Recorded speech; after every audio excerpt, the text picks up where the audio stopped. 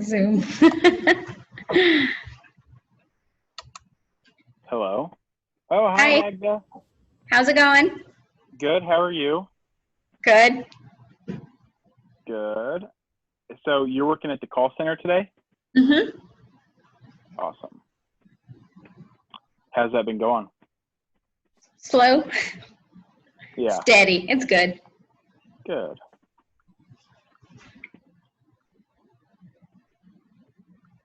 How's it going, Mr. Taylor?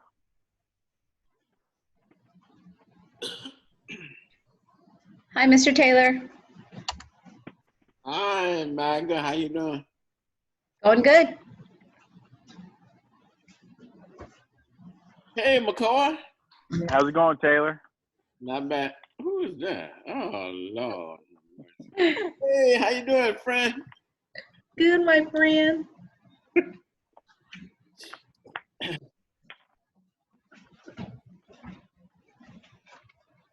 So who else we're waiting on everybody. Yeah, we're waiting on everyone. So I hope that they checked their email.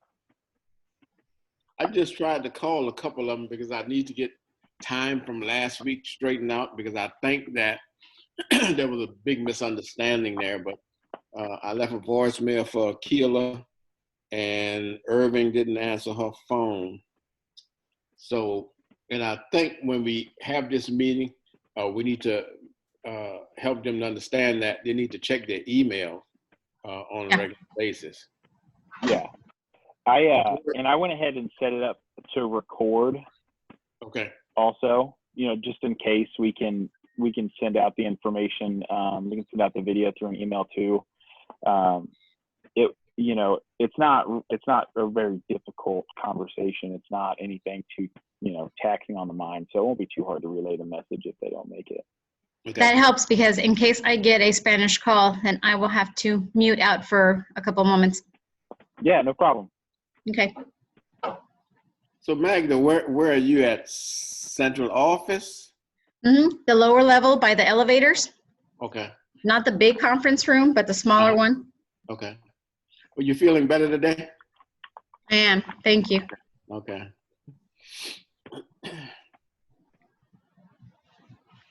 Hello, So Ms. Jacobs. Tell me Go ahead. what went into, I guess I'll show my face here. What went into setting this up? What do you mean what went into it? Because they have to be available to answer calls at what seems like a call center for Washington. It's through Zoom, isn't it? Taylor, my understanding is that we need to provide a link where parents and students, if they so choose to, can link in and someone can be there to answer a question. It's almost like a phone call without a phone.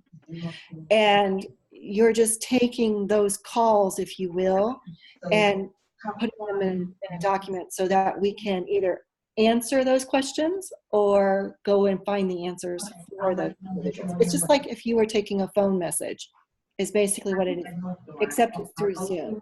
That is my understanding. The expectation is that we have that link live during the work day, as if we're answering a telephone, but we're not there answering telephones, we're answering the Zoom. Does that make sense? Yeah. So I would just be in Zoom and I would sit here and do all my work, and if someone Zooms in, then I can answer their question. Mm-hmm. But I think, Cody, you have it set up so it's one person at a time, correct? Yes. Okay. Yeah, that's kind of how it was my understanding. It's kind of my understanding too is there would be one at a time. I'm not because I don't know if we would want all 8 of them at the not 8, however many we have at the same time. What was that? 5. We have 5. Okay, so I think that if we have one, because it's only an hour and 15 minutes, I think. Yes, Is that that's how I correct? set it up. Okay. An hour and 15 minutes? Yes. Yes. Here, we can go ahead and get started, and the other people can pop in. Miss Jacobs and Miss Huckabee, I told Magda and Taylor that I did set this up to record, so we'll have a recording of this if we need to share it afterwards. Sure. But I'll just share the schedule. I'm sorry, that's my doorbell.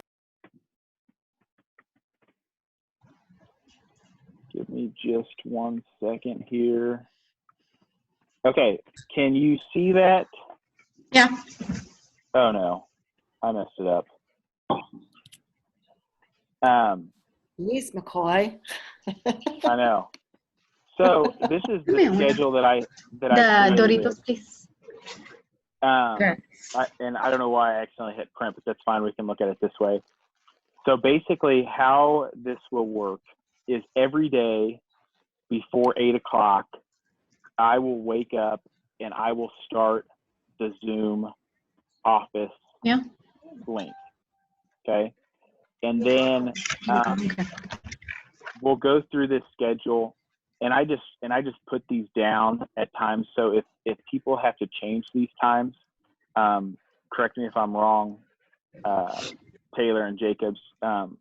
I think that there's some flexibility as long as there's somebody here at these times. So when Miss Cyrus gets on at 8 o'clock, I will make her the host of the Zoom, and I will leave. But I just have to start the meeting so that the staff members are always the host of the Zoom. That way they can monitor the room if they need to. It is set up, the Zoom is set up so there's a waiting room, so we're only seeing one parent at a time. That way, if we're talking about a kid's classes or grades or answering questions to that nature, we can respect their confidentiality. And so the key is Miss Cyrus will be on from 8 to 9:15.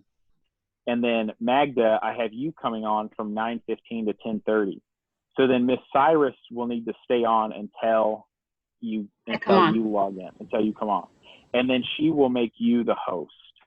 Okay. That way you can mute parents, or, if something does happen, I don't foresee anything happening, but if you do have to remove a parent from the Zoom, then that's okay. Then you have that ability as the host. And the key is somebody just has to stay on until the next person gets there. So when we relay this message to the other people on this list, I think communication amongst each other is going to be really key. That way, you're not sitting there at 10:30, 10:45 trying to waiting for somebody. Waiting for somebody to get there, which would be Miss Urban. What's going on here? So does that make sense? What do we think about this schedule, this setup? Well, to me,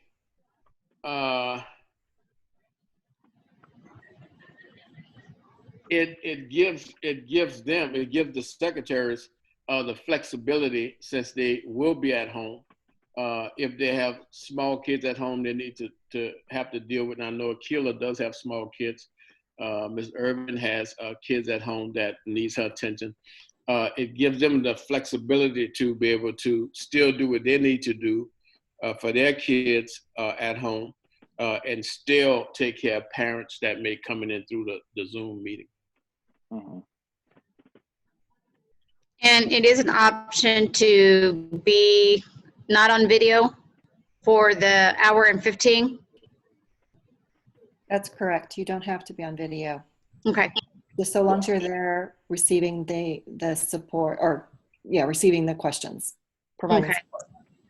And I imagine that the bulk of the calls would be, I remember sitting at the office sometime last week.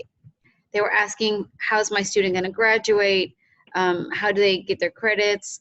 Laptops questions were easy to answer because we were passing them out. With the calls that we do get in, do we just refer to the number that hotline? Or how So- much are we able to answer, I guess? I can speak to this a little bit, and Huckabee, I know that you worked on something. Sure. Magda, they're building a Google form where questions that you aren't able to answer, you'll take down the parent's name, the student's name, the date and time they called, and put the question in the Google form. Okay. And Huckabee, am I saying that correctly? Yeah, it's linked over in the chat side. Mm-hmm. Yeah, I just put it in the chat. So Maddie, you might make sure that you have access to it, just so make sure that I shared it correctly. So it'll just be, if it's not, like if you're kind of teetering even, I would say, if you're not certain that, yeah, I've got this answer, I know what it is, then I would say take note of that and put it in that document. Okay.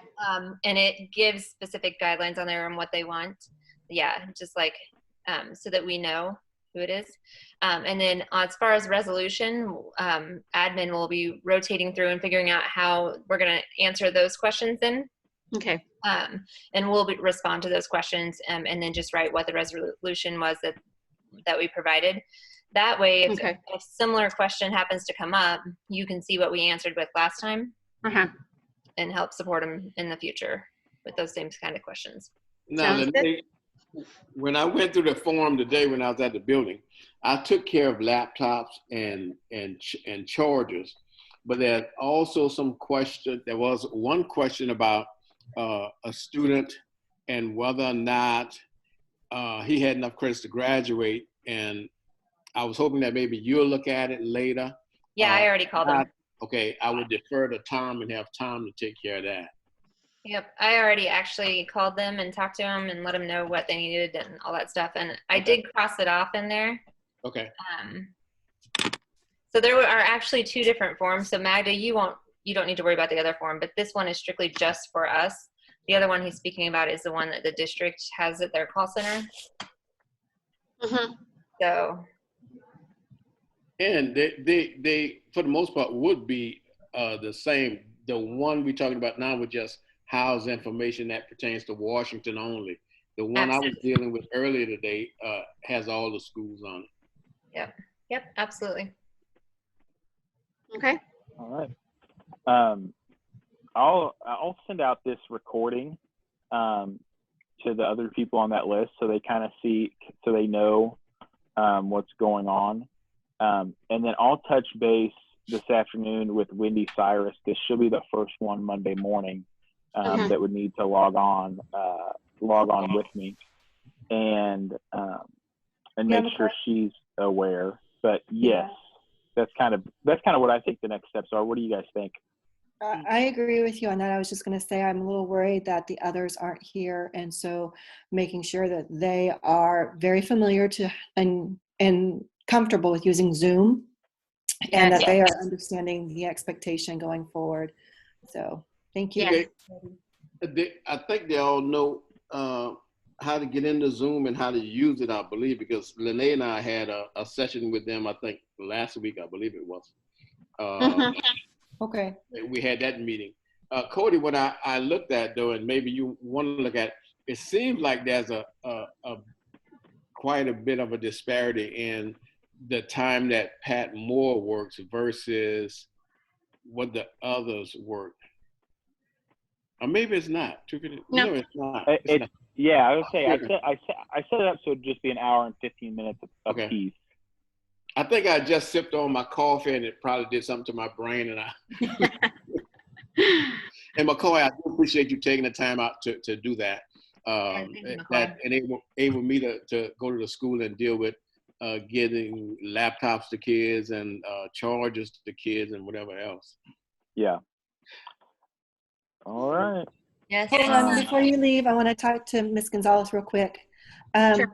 I saw the email that apparently I forgot to send the attachment of the letter. Yes. I'm getting ready to download the video that we recorded earlier. I'm going to attach that link, give you the letter, and if you can get that letter sent out through Bright Arrow today, that would be great. And then go and get it translated. We can. Okay. I don't know, Taylor, do you think we should send it out together, translation and English, Or send the English out now and then send the translation later? I think we should send them together. Can we get it done today? Because it really needs to go out today. I guess it would all depend on how fast Magda can do the translation. Yeah, it's kind of a long letter. So for translating documents, what I do is I forward that to Rosie Rodriguez's team for interpreters, and they do have like a 1-day turnaround time on getting that letter translated. Mm-hmm. So that means then it sounds like the English version would go out today, and the Spanish version would go out tomorrow. Monday afternoon or Tuesday at the latest. And school would have already started by then. I say we still send out the letter anyway. Okay. I mean, honestly, because we need to let parents know. And if they get that translation done, we'll send it in Saturday. I mean, I don't know, whatever we have to do. Yeah. One of the things that I noticed different from Bright Arrow is when I'm on a desktop, it does give me the option to have that document translated, so read in Spanish. For some reason, when I'm doing the documents on the laptop, that option won't pop up in Bright Arrow. I can call Penny to ask her to see why that option is not offered on a laptop. Okay. But that would be easy, because then I would just upload the English version, and then it would automatically read it in the language that the parent has selected. That sounds. It's very nice. I mean, when I was at the school, that's the way I sent that other letter, and that's why we didn't go forward with having it interpreted. Was it like 2 weeks ago? Yeah. Mm-hmm. And Okay. it didn't have to be interpreted because this Bright Arrow just did it automatically. That's awesome. Mm-hmm. So What do you think, Taylor?